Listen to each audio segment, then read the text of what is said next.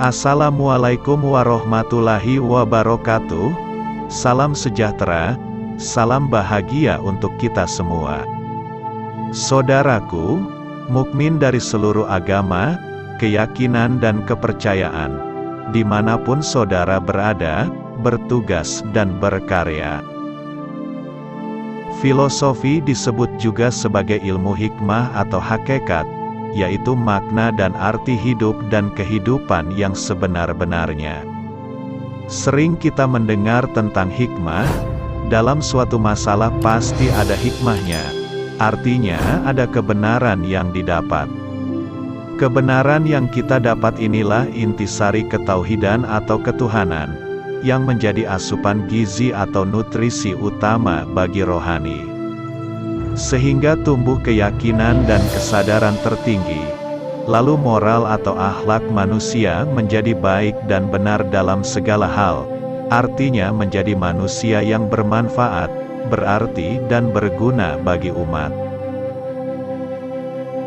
Seperti petunjuk yang sudah ada dalam surat Wal Asri, yaitu saling nasihat menasehati dalam kebenaran, dan saling menetapi dalam kesabaran, merupakan cara langkah selanjutnya dalam proses belajar yang benar, untuk mencari dan menggali serta menemukan jati diri, menumbuhkan dan menghidupkan rohani. Sebab wajib hukumnya bagi setiap mukmin menyampaikan kebenaran meskipun hanya satu ayat satu kalam, yang kita tahu, kita mengerti dan kita pahami. Inilah yang disebut sebagai silaturahmi aktif, artinya silaturahmi yang tidak hanya bertemu dan bicara yang tiada arti, namun selalu bicara yang penuh makna, selalu bicara kebenaran atau ketuhanan.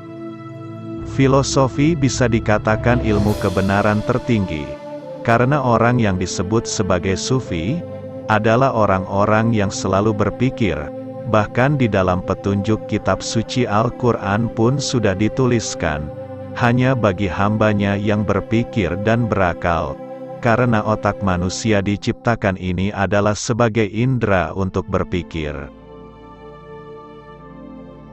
Selama ini manusia hanya mengenal 5 indera saja, sedangkan 2 indera lainnya tidak pernah disadari dan digunakan sebagaimana fungsinya dengan baik, yaitu indera otak dan hati.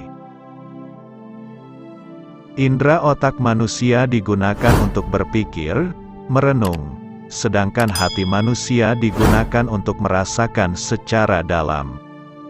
Hikmah atau arti dan makna yang kita dapat ini akan diserap melalui akal dan pikiran, lalu hati merasakan secara dalam sehingga timbul kenikmatan, kebahagiaan, ketenangan yang luar biasa, sehingga rohani kita pun akan hidup dan tumbuh secara otomatis. Dan ciri manusia yang jiwa atau rohaninya tumbuh, akan selalu berpikir dan merenung tentang hidup dan kehidupan, tentang siapa dirinya, tentang penciptaan, tentang Tuhannya. Bicaranya selalu mengandung arti dan makna, perbuatannya selalu bermanfaat dan berguna.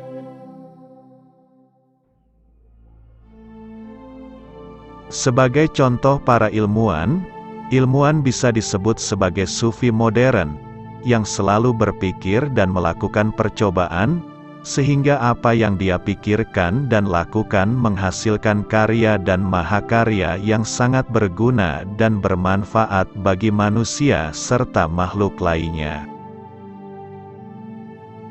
Demikian sedikit uraian lanjutan tentang ilmu filosofi, yang bukan dipahami hanya melahirkan kata-kata mutiara, makna dan arti yang mendalam saja, tetapi menghasilkan karya dan mahakarya yang sangat berarti, bermanfaat dan berguna bagi manusia dan makhluk lainnya. Wassalamualaikum warahmatullahi wabarakatuh. Sekian dan terima kasih. Salam Sufi Satria Perdamaian Abadi.